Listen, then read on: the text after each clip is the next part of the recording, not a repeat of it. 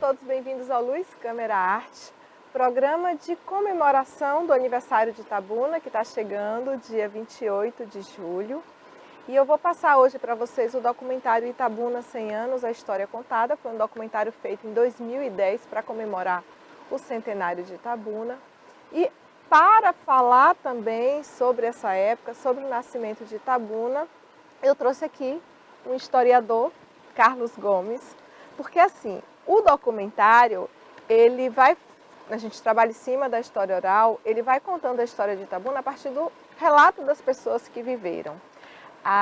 Mas assim, como a fundação de Itabuna foi em 1910, não tínhamos mais pessoas para falar sobre esse contexto, né, do nascimento de Itabuna. Talvez esse documentário tivesse sido feito na década de 70, na década de 80, sim.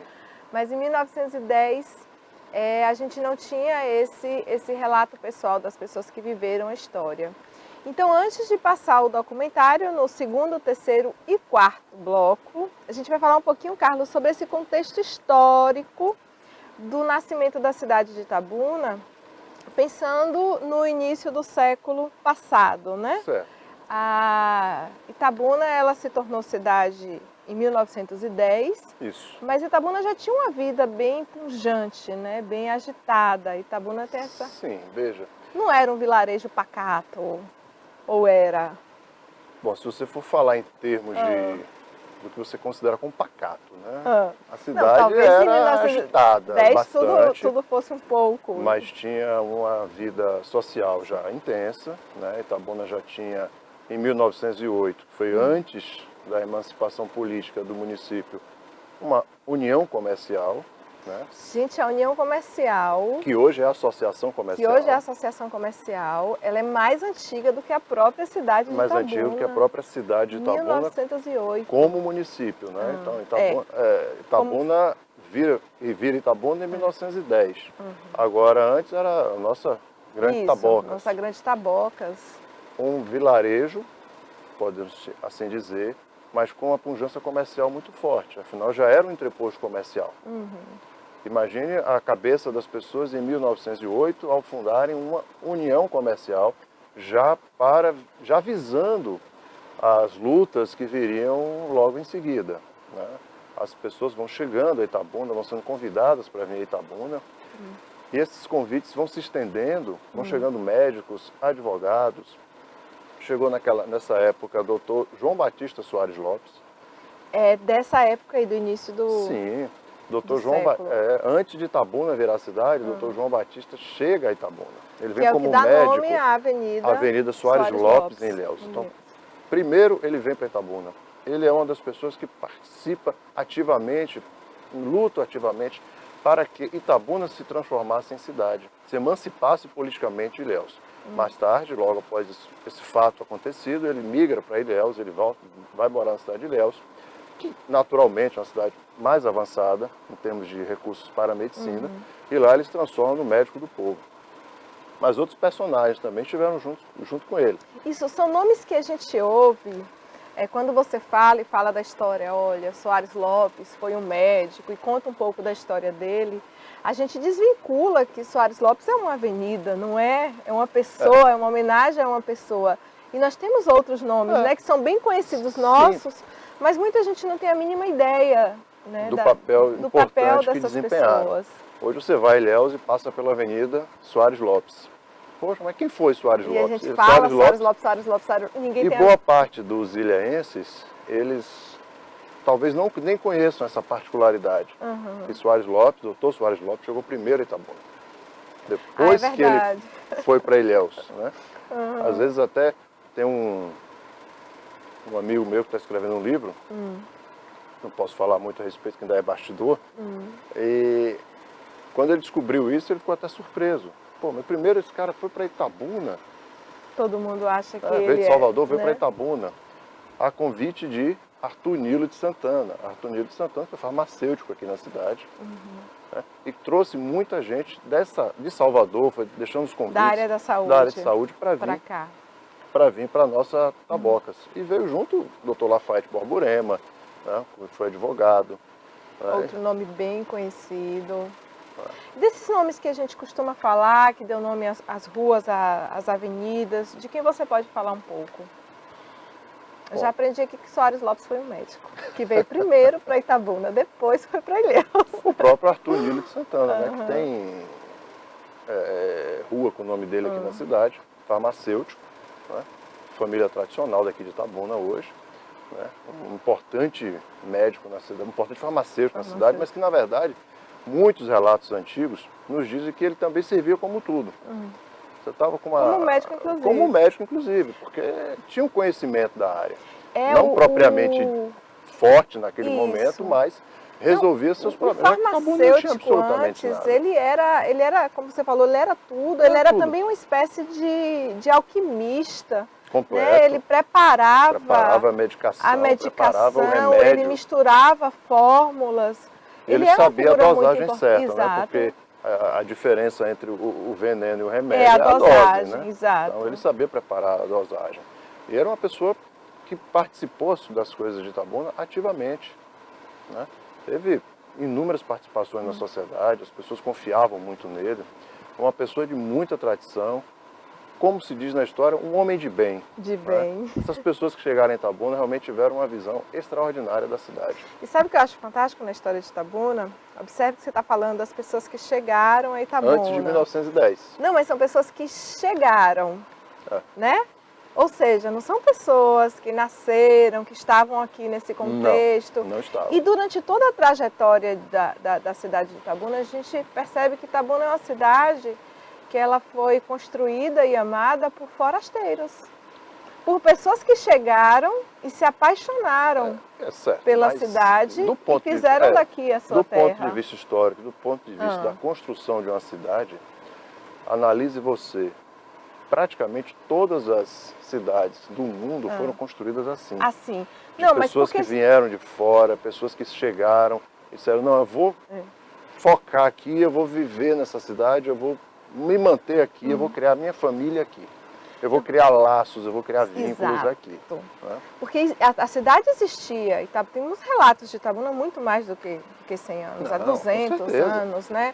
Quando a gente fala de Ferradas, já existia um contexto Ferradas, aqui na beira do Rio Cachoeira. Sim. Se eu não me engano, tinha aquela rua ali do Conceição, já existia ali um vilarejo. Já existia ali. E ali.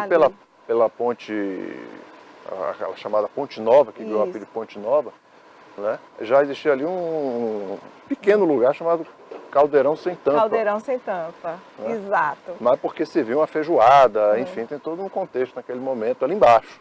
Então a gente já tinha, né, taboquenses, não vou nem falar itabunense, mas nós já tínhamos taboquenses.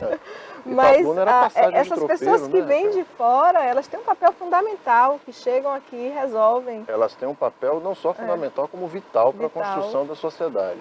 Né? Aí você vai parar para pensar, mas como assim? O Itabuna nasce em 1910, efetivamente como cidade. Em 1908, ela já tem uma união comercial. A união comercial. Né? A gente vai falar das instituições. No mesmo prédio até hoje, tá? No mesmo prédio. No mesmo ali, lugar. Aquele prédio da esquina. Só que ali funcionou uma agência da Caixa Econômica Federal embaixo. E o prédio não era um edifício. Era um edifício histórico, um prédio histórico. Foi demolido. Itabuna, infelizmente, os prédios históricos da cidade, quase todos foram embora. Exato. Né? E ali funcionava. Então funciona até hoje. Só que hoje é a Associação Comercial de Itabuna. 1910, Itabuna ganha a emancipação política de Ilhéus. Né? Em 1917, estou me antecipando a você pode me interromper. Não, a gente vai falar justamente dessas instituições que marcam o início da cidade. Em 1917 tem um primeiro embrião, aí você pode contextualizar com o que acontece no mundo. Né? Em 1917 você tem um primeiro embrião da Sociedade Monte Pio dos Artistas de Itabuna.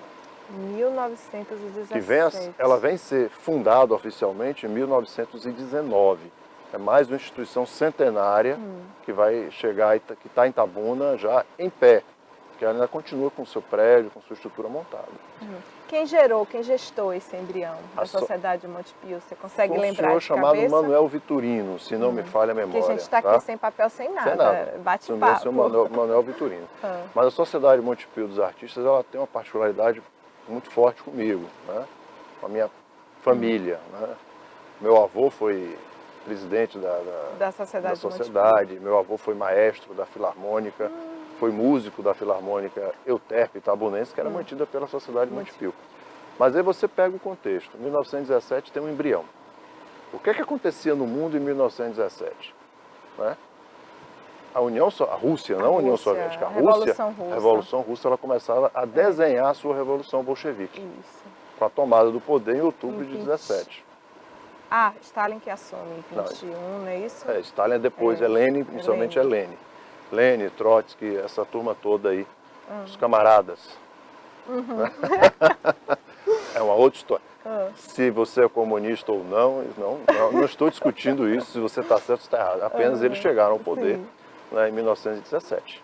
Chegaram ao poder de uma Rússia extremamente fragmentada, semi-feudal, né, com uma estrutura ainda czarista extremamente pesada, controlando completamente o Estado, muita gente passando necessidade, passando fome. Os métodos utilizados depois, não cabe a mim aqui agora, nesse momento, contextualizar. Mas a gente pode marcar um outro momento. Pode, porque nós estamos falando de Itabuna. Então você pega movimento operário, movimento operário na Rússia de 17, movimento de operário praticamente sem operário. Mas Itabuna, em 17, tem um embrião na Sociedade Montepio dos Artistas. Aí você pode me perguntar, estou fazendo até o papel de entrevistador agora. Pô, mas 17 artistas em Itabuna, o que tem a ver com isso? A Sociedade Montepio dos Artistas, na verdade, ela é a sociedade dos operários da cidade. Os artistas eram os artesãos. Artesãos, eram carpinteiros, eram sapateiros, eram pessoas que trabalhavam ourives. Tudo era considerado Todos eles consideravam como grandes artistas. Né? Não eram só pintores? Não, eram artistas. Eles consideravam como artistas. E a Sociedade Montepio, ela tem uma característica muito positiva, que ela criava o pagamento mensal. Então, permitiu que construísse prédios, fundassem escolas, fundasse uma filarmônica, que está até hoje, né? Às vezes aparece nas comemorações da cidade. O Montepio construiu tudo isso, a partir de 1919. E aí, se a gente dá um saltinho, a gente vai para 1922, que a nível Brasil a gente estava tendo a Semana de Arte Moderna. Você tem alguns fatos interessantes no ano de 1922.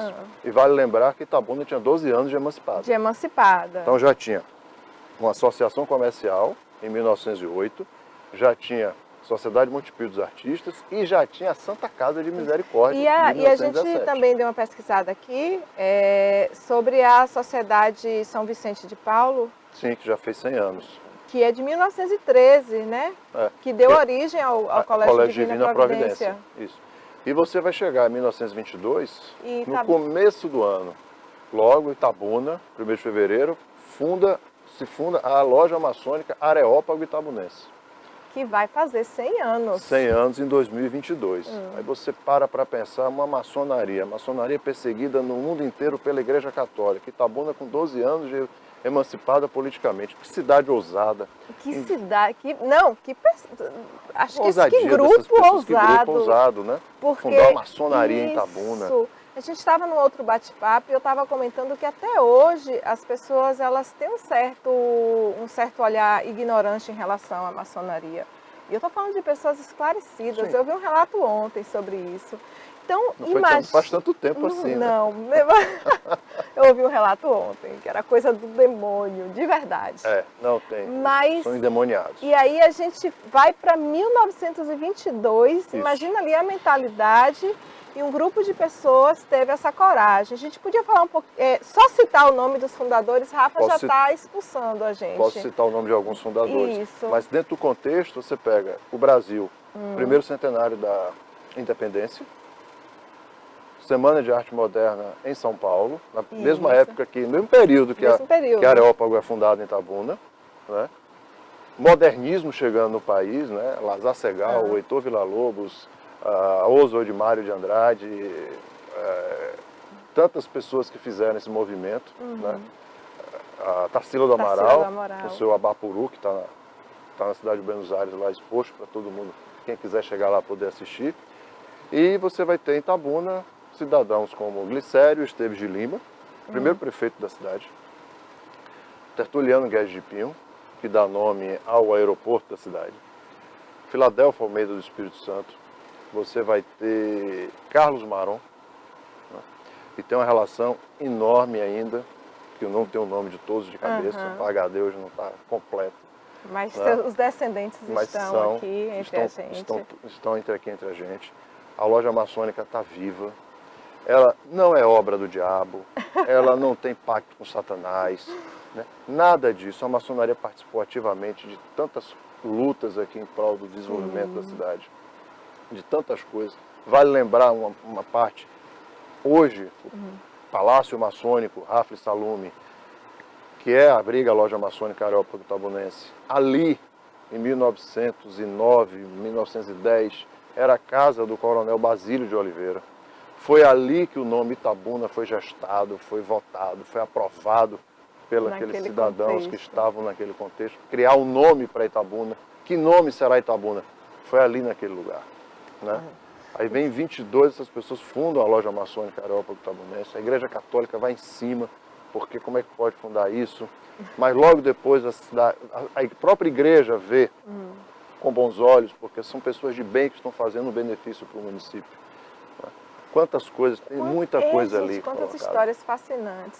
Recentemente eu tive uma reunião com o Carlos, a gente começou a conversar às 9 horas, quando eu olhei já era meio-dia, de verdade. O tempo passou e a gente não sentiu. Se perdeu no tempo. Hoje eu tive a honra de ter você aqui no programa para a gente poder fazer essa contextualização do início do século passado e mostrar como Itabuna já era uma cidade que...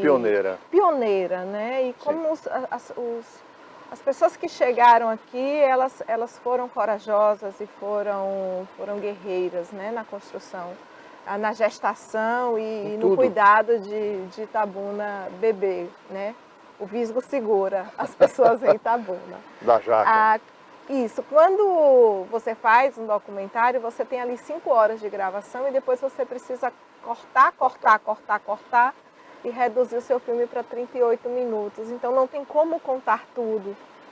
Mas eu acho que a história de Itabuna ela merece ser contada muitas e muitas vezes, não só no centenário de Itabuna. De antemão, eu já vou deixar um convite para você retornar aqui para a gente falar sobre Ferradas, sobre Ilhéus, que foi uma capitania hereditária, sobre esses nomes das pessoas que a gente fala tanto aqui, sobre a própria maçonaria, para esclarecer um pouco as pessoas sobre essa instituição. Algumas coisas, né, que pode, nem tudo pode falar. Tudo pode. Mas enfim, obrigada pela sua presença, viu? Vou aproveitar só uns segundos da sua atenção ainda e vale a pena também relatar alguns casos de Itabuna. Tem muitas personagens em Itabuna. Itabuna tem muitas personalidades. As histórias. Itabuna tem as pessoas que são pela rua, mas que fizeram parte da nossa história. E pessoas comuns, a história de gente? Pessoas comuns, muito comuns, mas que fizeram parte do nosso imaginário. Nós tínhamos um professor Chalupa em Itabuna, né? Figura extraordinária. Pronto, já está definida a temática, viu? Vamos falar sobre os personagens de Itabuna. Muitos artistas em Itabuna. E contar a história dessas pessoas. Já fica o convite. E não vai ser coisa para o ano que vem não, tá? É coisa para agora ainda, para 2018. Vamos falar um pouco mais, vamos falar de maçonaria, Obrigada, falar de várias Carlos. coisas. E daqui a pouco a gente volta com o segundo bloco do programa para vocês assistirem o documentário Itabuna 100 anos, a história contada. Não saia daí porque eu volto rapidinho.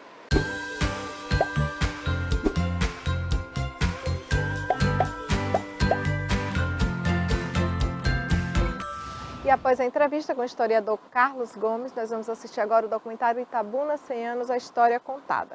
O documentário tem duração de 35 minutos, então você vai assistir ele agora, no segundo bloco, no terceiro e no quarto bloco você vai mergulhar na história de Itabuna, vai voltar ao passado. Confiram. A vida é uma peça de teatro que não permite ensaio. Itabuna é que é um pedaço da minha vida. Eu nunca pensei em sair daqui. Tive uma infância saudável, né? Eu cheguei aqui com um dia de nascido. Bati aquele fole, vupo, vupo, vupo. É prazeroso, é gratificante. Fígado cru, aí todo mundo ria, né? 70, acorda 70, acorda 70. Aí eu fiquei gerenciando a fazenda, roubando pra caramba. Deus me livre. Quem é o pai da criança? Quem é o pai da criança? É a puta que pariu. Ele diz, bença mamãe e atravessou. Ai, bença mamãe.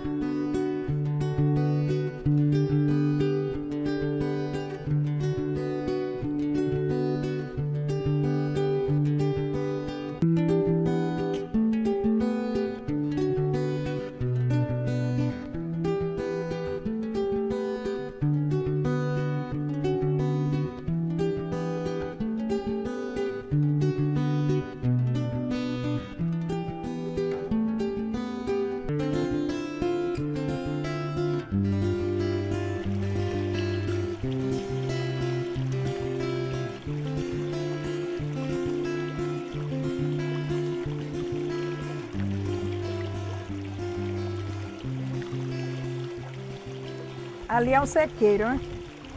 Aí eu vinha lavar roupa ali e atravessava aí, ó. Subia aquela serrinha e ia para lá, pro outro lado da... uma fazendinha que tem lá adiante. A gente ia catar goiaba, catar cajá, genipapo, caju. Eu nasci e me criei aqui na beira do rio. Vivo da pesca, gosto do que faço. Criei todos os meus filhos aqui. Hoje tenho os netos. Quanta saudade da infância, né? As margens, lá na área do Campo Formoso, fazenda do meu pai, muitas engazeiras, né? Então, dos galhos das engazeiras, nós pulávamos ao rio. Nenhuma poluição. Naquele tempo eles falam em madrigais, né? Mas não, de manhã cedo ia tomar banho ali, despido, era uma beleza. Uma outra recordação do Rio Cachoeira, essa nos envolve em tristeza. O meu irmão Aguinaldo, com 18 anos de idade, ele saiu com um amigo e justo ali em frente à Praça Olento Leone, mergulhou e não retornou. A enchente de 67 trouxe prejuízos enormes para Itabuna, material, enfim. A água bateu até aí. O quintal ficou alagado. Por sinal, foi a única enchente que durou 2 anos aqui em Itabuna. Eu disse, seu Zé, isso é absurdo, 2 anos, porque ela começou em dezembro de 67 e terminou em janeiro de 68. Quer dizer, foram 4 dias praticamente dessa cinquentenária aqui alagada.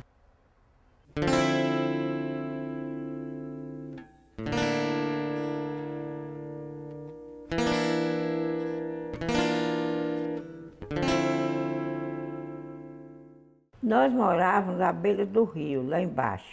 Naquela época era um rio limpo, o povo pescava no rio. Em 76, quando eu cheguei aqui, eu comecei a lavar de ganho. Existia muitas lavadeiras que lavavam no rio. Tinha eu e várias mulheres que não moram mais aqui. Praticamente resta só eu.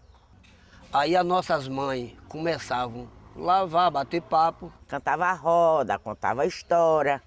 E nós tomar banho, brincar. Além de nós nadarmos, brincarmos, sorrir, a gente bebia água do rio também, porque não tinha sujeira na água, né? Era Taboca, hoje Itabuna, a cidade Grapiúna. As águas do Cachoeira serviam até para beber, mas o povo só queria a água do Mutucugê. Era Taboca, hoje Itabuna.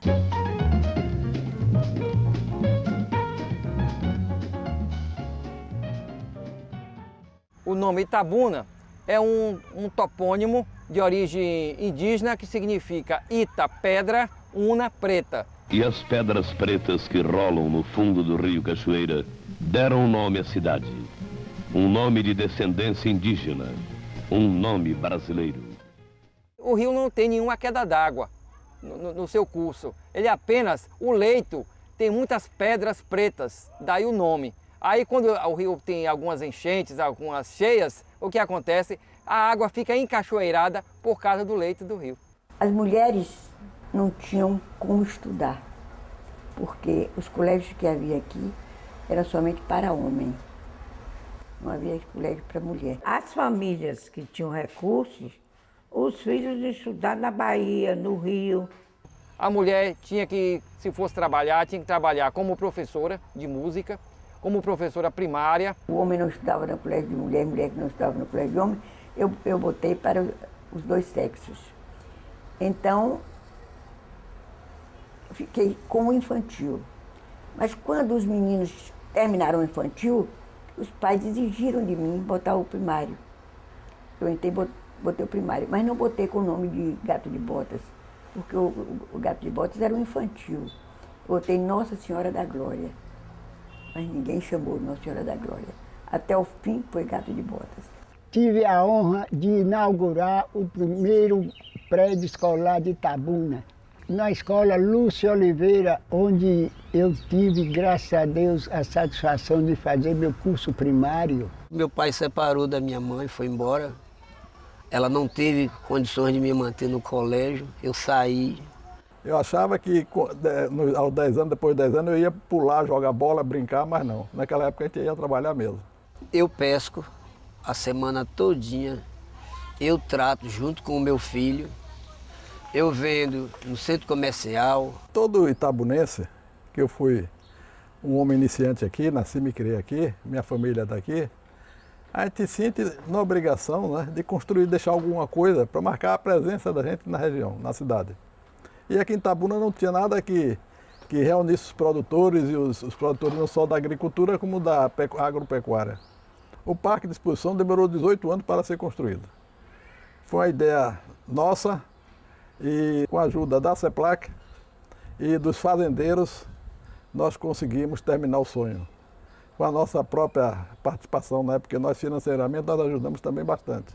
Vim para conhecer o sul da Bahia, mas a fama em Jiquié é de que aqui se matava muita gente. Mas eu digo, eu só vou para lá trabalhar, eu não vou para lá ser valente. Prova está que estou vivo até hoje aqui.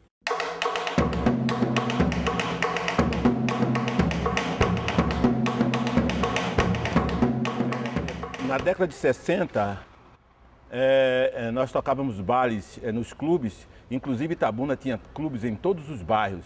E nós, como os músicos da época, inclusive os mais solicitados, tocávamos em todos os clubes. Era o ponto recreativo da sociedade, não é? Principalmente aos domingos. O Grapiúna, primeiro não era o Grapiúna, o primeiro era Clube Social Itabuna. Eram dois clubes que lutavam um com o outro, eram concorrentes um do outro. E as pessoas que iam lá eram selecionadas. Os pais eram sócios e os filhos tinham direito a frequentar. Situado em local privilegiado, o Grapiúna Tênis Clube é sem dúvida um dos recantos mais acolhedores da jovem cidade.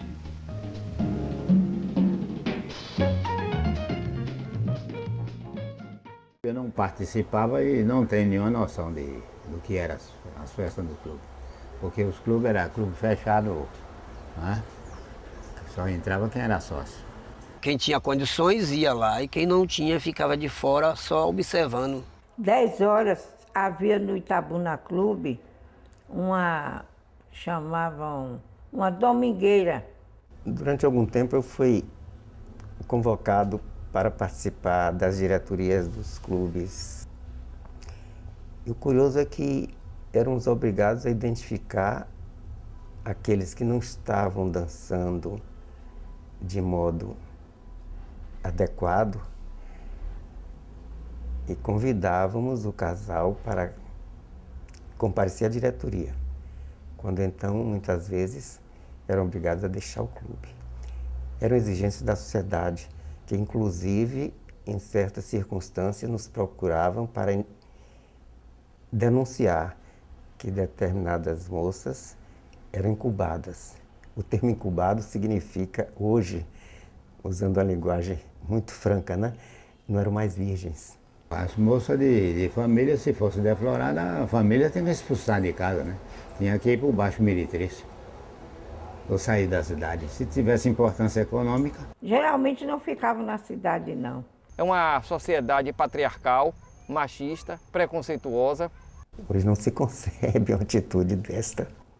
Olha as festas de antigamente, eram bem melhor do que a de hoje. Eram bonitas, o carnaval era muito bonito, as moças todas estavam lá, o lança-perfume você jogava no pescoço da moça, aquilo era um ato de galanteio. Era uma alegria total, você tinha um clube com as pessoas fantasiadas, desfile de fantasia. Naquele tempo, o curso eram carros com a capota arriada. Aí, à tarde, se alugava, quem não tinha carro próprio, é lógico que eram poucos na época, e sentavam na capota, agora, um carro atrás do outro. E aí enfiava com a serpentina, um carro ia jogando para outro, até o último carro. Tocando as marchinhas carnavalescas, que eram um sucesso da época, hoje, o que não se tem hoje, porque naquela época nós não tínhamos axé ainda, e de maneiras que os bailes eram uma apoteose, era algo assim esperado até pelo Grapiúna. Certo dia que era no Grapiúna, outro dia no Itabuna. Todo mundo respeitava, era festa de respeito, não existia violência. Tinha cinema, né? Já tinha cinema. O cinema faz parte da região. E o povo gostava de cinema. Desde aqueles primórdios, né? Porque antigamente tinha aqui o Cine Elite, ali na Cinquentenário. Era uma fila de gente que dobrava a rua e a 200, 300 metros para entrar no cinema. Todo mundo queria cinema. Naquele tempo não tinha televisão, rádio incipiente. Coube a senhora Lafayette Veloso, digníssima esposa do juiz de direito da cidade de Itabuna, descerrar a fita simbólica da inauguração do majestoso Cinema Catalunha. Ia para o cinema com satisfação, compreendeu, de segunda a domingo. Nós dávamos, naquela época, 3, 4 sessões. Do Rei Ming, Flas Gordon, de Buck Jones, de Tomix, do Rintiti, do Cavalo Rex. Supício de uma Saudade. Aquilo era uma beleza, aquilo eu como menino, os meninos só pensavam nisso, só falavam nisso. Tinha filmes diários e tinha filmes seriado. Era os Cowboys, por exemplo, era filme dividido em série. Dava episódio para vir no outro, para completar, era um tipo de novela. Toda semana tinha eventos, a cidade era mais rica culturalmente, os colégios também, os professores levavam a sério o trabalho de educadores. A cidade foi crescendo, já mudou a sua tática, pois o bairro Cajueiro agora é bairro de fábrica. Tinha o jardim da Praça do Fórum, mas ninguém frequentava lá, que era à noite, era, como se diz, antes de... Ali era chamado também o Jardim das Gatas, porque quando terminava o cinema, a turma ia para ali sentar e pegar as gatinhas. Eu nunca fui lá pegar gatinha, não, mas assisti pegarem e assisti também os miados das gatinhas. Gata, na década de 40, década de 50, era aquela funcionária doméstica, aquela empregada doméstica que a turma já tratava como prima das primas de vida fácil, não é? Mais ou menos isso. Eu não sei se vocês me entendem. De maneiras que chamava de gata, né? Mas o principal jardim era na Praça Olinda de Lombo, que era o Jardim dos Namorados. Naquele tempo não se namorava brigando como fazem hoje, não. Quer dizer, brigando, tocando murro. Naquele tempo era assim, para lá e por cá. Agora tinha as aulas, ele passava, tirava uma folhinha, ela passava, o que há e tal. Mas era uma coisa maravilhosa. Terminava as matinês, as pessoas iam, a moçada, essa coisa, passeando. Havia realmente um namoro romântico. As moças ficavam rodando, os rapazes parados, né? E ali começava o namorinho, um piscar de olho, aquela brincadeira inocente dos jovens, né? E elas todas graciosas, geralmente elas não queriam namorar com os rapazes da cidade, que geralmente eram rapazes mais sem condições, né? As melhores famílias mandavam os rapazes para Salvador para estudar, para ser professores, médicos, cientistas. E nós daqui era apenas gente da cidade. Então elas davam preferência a namorar quando eles chegavam. E a gente sempre ficava sobrando. Meu avô conheceu minha avó, meu pai conheceu minha mãe, eu conheci minha mulher. Isso não tem mais, acabou. Tinha o clube, tinha um jardim e tinha até a zona do Baixo Meretrício, que era um folclore na cidade. Era um bairro todo, o bairro de Fátima. Eram 3 ruas, todas de casas de tolerância, vamos assim dizer. A rapaziada saía dos bares, evidentemente tomando, além do Guaraná, alguma coisa mais forte, e participavam do restante da noite lá no bairro de Fátima, no Cajueiro, que era o nome oficial da época. E lá no Cajueiro nós tínhamos as Essas moças, que aí nós não sabemos como definir, porque lá estavam jovens e mais velhas também, para curtir a noite, né, o fim de noite com as primas, né, da época. Com ela identificada em primeiro lugar pela luz vermelha, né? Nessas casas de luz vermelha, elas estavam sempre estabelecidas nas ruas, no perímetro das ruas, não é? E lá você via, onde tinha luz vermelha, podia entrar naturalmente. Onde não tinha luz vermelha, não podia entrar. Agora, o que acontecia lá por dentro aí é outro problema, né? Os senhores mais velhos da época, eles não participavam muito junto com a juventude, porque a juventude sempre foi aquela juventude de levar a coisa na baderna, brincando, curtia e tal, e eles se resguardavam. De maneira que algumas casas se estabeleciam numa dobra de esquina, em um setor mais afastado um pouco, para que esses cidadãos pudessem frequentar sem ter que brigar para conseguir o sigilo, não é? Prostituição de elite, que era de Carlos Barreto, o bispado. Tinha prostituição também da classe média. Da classe média era o bordel de Dona Esté, hoje ali naquele morro que foi demolido para abrir a Avenida Cinquentenário com a Juraci Magalhães. Ali ele foi aberto em 57, aquele morro ali. E ali em cima tinha a Cruz do Pecado, uma cruz toda iluminada de vermelho. Ela ficava ali. Depois, nos anos 60, essa cruz caiu, que ali também funcionou um cemitério também. Praça Olinto Leone, ali teria sido o cemitério, a igreja de São José estava próxima. Eu não me lembro, o ano deve ter sido na década de 30 ou 40. Mas dali saiu para a Rua Duque de Caxias, onde hoje é a Rua Duque de Caxias. Não era a Rua Duque de Caxias. Com o surgimento das casas, se mudava o cemitério de local, entendeu? Da Duque de Caxias ali saiu mais para frente de onde hoje é a Catedral. Depois retornou pela Benjamin Constant. E antes de Benjamin Constant, era chamada Rua do Cemitério. Que também não se chama mais Benjamin Constant, e sim Rua Rufo Galvão. Curioso, quando eu era menino, e nós ficávamos em grupo, impressionados com o trabalho das máquinas, reduzindo o aclive da ladeira, vendo ossos de pessoas falecidas, né? Posteriormente é que foi transferida para a atual área da Santa Casa de Misericórdia, ao lado do Hospital Calixto Midledge, que chamava-se antes Hospital Santa Cruz.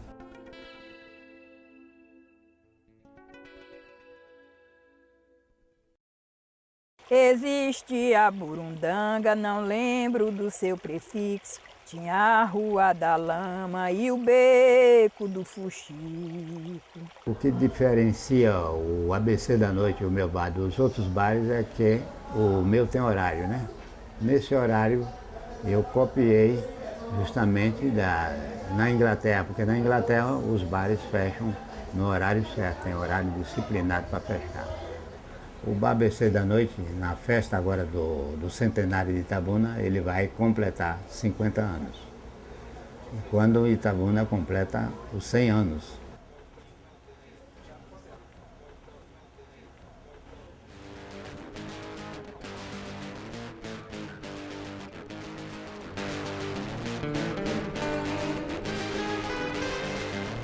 Eu conheci a atual cinquentenária com o nome de Rua da Lama, depois JJ Seabra, depois 7 de setembro. Ela nunca foi dividida em duas, era estreita, apenas o prolongamento dela que era até aqui na Praça Camancá, quando chegar dali, até chegar aqui era a Rua do Buri. A história do nome Jardim do Ó deveu-se à dupla Martelo e Martelim. Era uma crítica que fazíamos porque a praça era redonda e o engenheiro prefeito na época colocou os bancos quadrados. Daí passamos a chamar ali, compadre, no Jardim do Ó, ali no Jardim do Ó. E esse apelido pegou até hoje as instituições importantes, como o CEPLAC, etc., colocam nos ônibus Jardim do Ó. Não saiu mais nunca esse apelido da praça que chama-se José de Almeida Alcântara, o ex-prefeito de Itabuna. A Praça Olinto Leone teve vários nomes. Jardim 15 de Novembro, Largo da Matriz e Olinto Leone. Já a Praça Camacan, que hoje é a Alta Mangabeira, Tinha uns eventos culturais lá de vez em quando, assim. O Teatro ABC foi demolido para fazer aquela praça, ter uma praça mais abrangente, tomar toda a sua ambiência, não tem nenhum empecilho ali. Aqui era o campo de futebol de Itabuna, hoje é o Centro de Cultura. Centro de Cultura, olha. Futebol é cultura, não é? Tá bem. Então eu posso dizer que fiz alguma coisa pela cultura. Foi preciso eu fugir daqui de Itabuna para jogar no Rio. Para o América, eu jogava na FUB, Federação Universitária Baiana de Esporte. E eu fiz a preliminar de Bahia e América. Resultado, quando eu terminou o jogo, a direção do América veio me procurar. Eu disse, eu não vou não, porque meu pai tem pavor a futebol e eu não quero contrariá-lo. Ah, mas o que é bom, você vai ganhar dinheiro, etc. Vai namorar muito. Que por sinal namorei muito, pô. Vivo com a 14ª mulher. Grita me viu jogar e disse à direção do América para me contratar. Pediu que eu fosse, eu digo, eu vou. Aí fugi de meu pai, fugi da família toda. 3 dias depois que a família foi saber que eu estava no Rio. E de lá fiquei no América, 2 anos. Aí eu vim para Ilhéus jogar aí em Ilhéus, sábado contra Ilhéus, domingo contra Itabuna. Quando eu menos espero, estou preso. O delegado de Itabuna era meu irmão. E o delegado regional, compadre de meu irmão. Entraram em um concave e me levaram preso para aqui. Eu saí de Ilhéus para cá preso. Mas fiquei dentro de casa, né? Ah, meu pai, trouxe o descarado que o senhor mandou. Eu cheguei, abracei meu pai, beijei, abracei minha mãe. Fiquei em uma boa com todo mundo. Aí ele disse, olha, você não vai voltar mais, que você vai gerenciar as fazendas. Foi o único que não quis estudar, etc. Tal. Eu digo, tá certo. Aí eu fiquei gerenciando a fazenda, roubando pra caramba. Jogava no Fluminense. Era muito boêmio. E a boemia que me tirou da seleção. Diz Flávio Costa e aquele que era o treinador Fiola, né? Eles acharam por intermédio de outros diretores, disseram, Léo é muito boêmio, você vai levar Léo? E eu fiquei na saudade de Copa do Mundo, a de 58. Bom, joguei 5 anos no Fluminense, fui 4 anos vice-campeão carioca, fui artilheiro do Rio São Paulo, e foi um time que não levava desaforo para casa, ganhava jogos da Pampa. Tele, eu, Carlalho, Didi e Escurinho. A Taça Brasil, eu fui o primeiro campeão brasileiro e primeiro artilheiro do Brasil. Ganhamos todos os times do Norte e Nordeste, ganhamos Santos e ganhamos Vasco, dentro dos próprios domínios dele. Eu tive muitas mulheres, todas elas artistas. E toda vez que havia uma briga, eu dava um apartamento, justamente porque eu morava. Porque a mulher gosta muito de dinheiro e de artista também. Eu mesmo era um artista de futebol. E aí eu fui levando a vida assim. Quando ela me chamava de Leozinho, eu me derretia todo. Pô.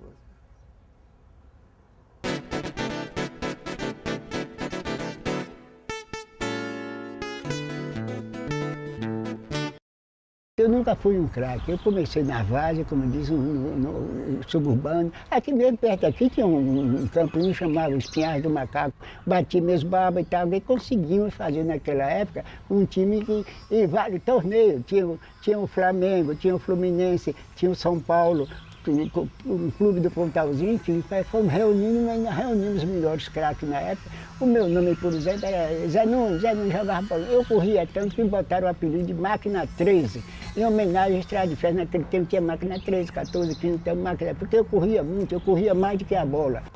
Em 50 eu já batia minha bolazinha, mas trabalhava já no ramo de laticínio. Compreendeu, com o Mário Padre. Nessa época foi quando veio a Copa do Mundo, que eu tenho 2 jogos atravessados aqui na garganta. Pedi ao meu patrão para ir conhecer o Rio de Janeiro e, consequentemente, assistir 2 jogos. E tive onde assistir Brasil e Espanha, 6-2, ganhamos, então veio aquela história do já ganhou, quando foi no domingo, vamos perder para o Uruguai, que está com isso aqui atravessado até aqui. Que jeito, até hoje. Mas Nunes, daqui por dia nós já ganhamos, já foi campeão, bicampeão. Mas eu queria ganhar aquela, que nós preparamos a casa, preparamos o Maracanã. Eu tive a honra praticamente de inaugurar o Maracanã. Naquela época teve 200 mil pessoas, 200 mil não, 201 que eu estava lá, compreendeu? Resultado, perdemos. Itabuna era uma cidade formidável, era uma cidade bonita, bela por causa da sua gente, né? Bela por causa de suas casas, bela por causa do seu povo, bela por causa dos vizinhos, todos os vizinhos eram uma família só. À noite reunia para contar casas, de histórias, é uma beleza de história, você sorria, contava, um mangava do outro, contava os casos um do outro. Itabuna, a cidade foi sempre uma cidade pacata. E nós sentíamos prazer em sair, passear. Era muito melhor nos anos 50, nos anos 60. Itabuna era a minha cidade querida. Então eu ia para o exterior, andava no exterior, via coisas muito mais bonitas, mas a saudade de Itabuna existia dentro de mim. A geração dos Beatles, dos Rolling Stones, a gente presenciou uma transformação profunda. E Itabuna não ficou para trás. Itabuna era um paraíso na década de 60. Quer dizer, era uma beleza, tudo tinha, a natureza nos dava tudo. Era uma espécie de uma arca, né, de fartura. A televisão, a pílula, a revolução sexual, a revolução cultural mudou totalmente. Então nossa geração sofreu muito com isso, que a gente viveu e ajudou a transformar. Né? E a gente sente muita saudade desse tempo. A cidade evoluiu na parte comercial, né? Porque todo mundo sabe que houve a vassoura de bruxa. E os fazendeiros foram muito sacrificados, né? O modo de produção do cacau, né, da cultura do cacau, fez com que nós forjássemos uma elite assim, muito individualista, muito conservadora, muito apática. Itabuna cresceu, mas cresceu muito rápido, desordenadamente. Isso refletiu na parte do urbanismo, do transporte, né, nessa desorganização urbana que tem todas as cidades que cresceram rapidamente no Brasil. Itabuna é um exemplo disso. Itabuna está no ponto estratégico. Se é para ir para Salvador, tem que passar por Itabuna. Se é para o Rio de Janeiro, tem que passar por Itabuna. Se vai para Brasília, tem que passar por Itabuna. Então Itabuna é como se fosse assim um entreposto. A educação transformou isso aqui. Itabuna é uma cidade hoje em pleno desenvolvimento e vai crescer, porque Itabuna é potente, ela tem uma agricultura permanente do cacau, que hoje não está em boas condições, mas vai mudar. Nós temos aqui a agricultura de café que está chegando, entendeu? De uma forma violenta. Nós temos uma pecuária dinâmica, uma agropecuária, pecuária de leite, pecuária de corte. Itabuna é trabalho. A salvação foi o comércio. E essas fábricas que vêm de fora, né, essas indústrias. Não é só desse ano do centenário, é toda a vida. Todo mundo construindo algo para deixar para as futuras gerações, certo? Se trabalha com praças, pode se trabalhar com instituições, pode trabalhar com a religião, trabalhar com a cultura, memória, patrimônio. Nós temos um povo trabalhador, nós temos a terra que é boa, que é ondulada, graças a Deus ela é ondulada, nobre, com profundidade bastante para se implantar qualquer floresta. Dias melhores virão. Itabuna é que é um pedaço da minha vida, motivo da minha fé, lembrança da minha infância querida. Sinto por Itabuna um amor como todo bom filho sente, né? Itabuna criança, Itabuna menina, Itabuna jovem, e aí cada vez o sentimento se ampliando. Foi aqui que eu me criei, foi aqui que eu nasci. Tive convite para muitos lugares do mundo. Nasci aqui, passei 10 anos fora em Salvador, me formei e voltei para aqui. E não aceitei em lugar nenhum. Eu só não fiquei milionário em futebol por causa de Itabuna. Não podia deixar Itabuna.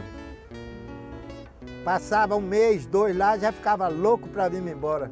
É isso aí, eu não trocaria nunca. Recebi proposta dos clubes espanhóis. O dinheiro que eles me ofereceram dava para comprar todas as fazendas de meu pai. Mas eu preferi Itabuna. Itabuna é uma mãe para todo mundo. Todo mundo que vem de fora gosta de Itabuna.